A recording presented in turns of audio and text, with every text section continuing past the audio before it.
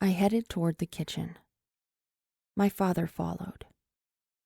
With my father behind me, especially in a hallway, I always felt as though I were about to flinch. And I knew that if I flinched, or even seemed to him to be on the verge of flinching, he'd enjoy my flinching, or the promise my being on the verge of it conveyed, and he'd attempt to make me flinch again and again. And so I'd do my best, when my father was behind me, to appear to be casual, even devil may care. That evening, in the hallway that led to the kitchen, I extended my arms to run my fingers along the walls. The walls were warm, and their paint was blistered. I pressed down hard, and the blisters flattened, though not crunchingly or poppingly, as I might have expected. It was more like the blisters reluctantly withdrew, like the nosy extras' heads that stick out of windows overlooking courtyards when lovers' quarrels end, an old romantic comedy set in Manhattan. Because, I guess, the reaction of the blisters was unexpected. I tried to think of the unexpected word for what I was doing to the wall, the unexpected word for the act of touching. It seemed important to recall the word. Taction. I got it, almost instantly. In a hallway with my father behind me, no less. I was sharpened, extra alert, the one advantage to being made to feel jumpy.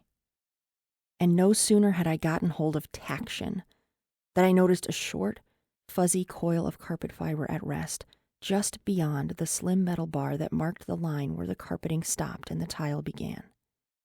Right there at the threshold of hallway and kitchen. I wanted to tact the coil with a toe, but the movement of my feet as I approached the coil created a vacuum, causing the coil to be sucked between my ankles into the space behind me. I doubted that my father, whose legs bowed widely, made any kind of contact at all with the coil. But I didn't turn around to confirm this doubt, for fear that my turning might look like a flinch. However, just a pace from the metal bar, which, owing to a superstition that's origins I can't recall, I had, for years, taken care to step over, never on, I saw something else. I saw that one of the screws intended to hold the bar to the floor had come up in its hole. I didn't think to crouch to better fasten the screw, but I realized that in order to maintain the casual, unflinching character of my stride, I would need to step directly onto the bar. I silently apologized to whom, or whatever one apologizes upon failing to behave in accord with superstition, and did what I had to do to seem casual. The weight of my body caused the bar to flex, which propelled the loose screw from its last bit of threading. The screw became airborne and entered the hallway. Yet I didn't get to hear what I imagine must have been the small thump it made when it landed on the carpet. I didn't even think to attempt to hear it. I was far too distracted. Even through the sock, the bar was cold on my soul, and the shock of the coldness caused me to shudder. My father mistook the shudder for a flinch and said, "Any second thoughts there, young Master Billy?" Though Belt was the name my mother and he had chosen to give me, my father no longer liked that name, hadn't liked it in decades, and would call me Billy. Young Master Billy, if I had just flinched, had seemed to flinch, or had seemed to him to be on the verge of flinching. "I asked if you were having second thoughts," he said. "Maybe," I told him. Maybe's a shrug and a dodge. Maybe's the sound second thoughts make, son, the pumping of blood in their lily-livered hearts. Maybe, maybe, maybe, maybe. Dusk was gaining, and the house was mostly dark. The little bit of sunlight that did achieve the kitchen through the sliding glass door was orange and split into rails by the blinds. Each rail widened and dimmed as it traveled away from the door, and the effect on the kitchen was Japanese, especially on the table. 13 sun rails achieved the table, and they made the table look extremely Japanese, like the backdrop of a Japanese stage romance, or a paper fan between the fingers of a Japanese actress. The tumbler I'd forgotten there was half in shadow, and the lip at its base bent the edge of a sunrail. The water in the tumbler's lit half appeared stale, depleted of fundaments. A blanket of tiny white bubbles on the surface, 3 and 4 bubbles deep, was hardly jarred at all by a bubble that rapidly climbed from the bottom to collide with its underside.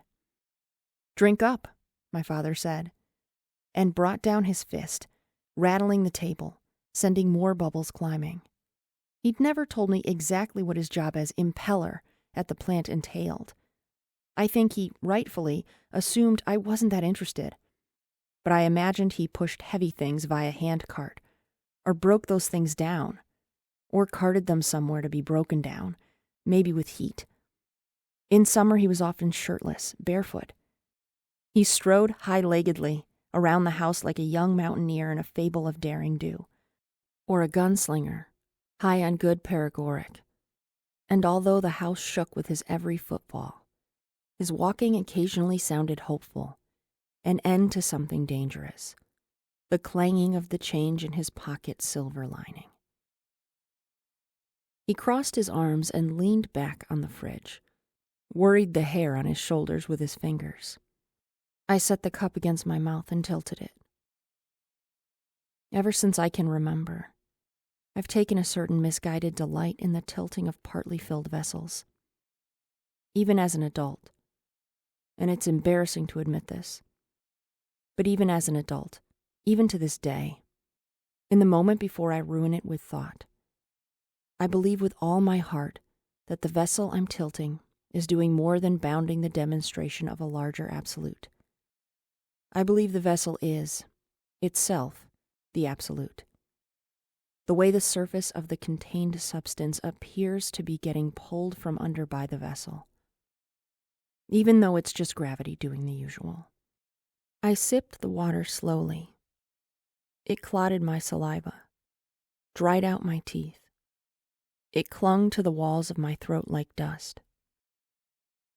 "That's drinking?" my father said. "That's not drinking." He clambered around me to get to the sink, opened the tap, and gulped at the stream. "That's drinking," he said. He swallowed a while, then nodded mock smugly, caught some water in his eyes. "This is drinking," he said. I didn't want to make laugh sounds. "Okay, Dad," I said.